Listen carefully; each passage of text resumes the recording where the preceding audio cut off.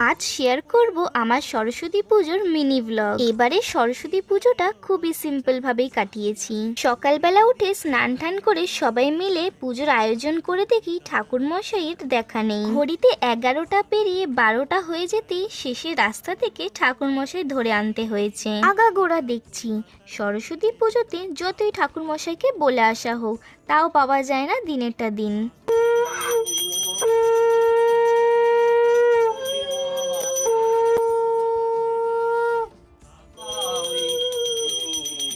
শেষমেশ পুজো হলো। পুজো শেষ হতেই শাড়ি পরে রেডি হয়ে চলে এলাম আমার মশাইয়ের বাড়ি। কাকিমা লাঞ্চে ইনভাইট করেছিল।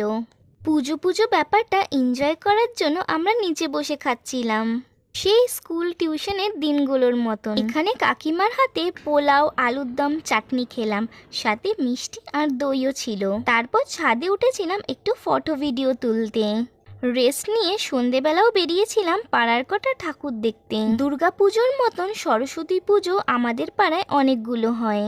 তারপর আমাদের এখানে একটা ফুড ফেস্টিভ্যাল হচ্ছিল, সেখানে গেলাম। কলকাতার সব ফেমাস দোকানে স্টল বসেছিল।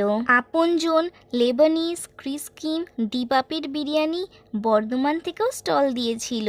তবে এখানে কিছু খাইনি, শুধু চিকেন ললিপপ কিনে এনেছিলাম। রাতে মা লুচি আলুর দম করেছিল, আর ওই চিকেন ললিপপটাও ছিল।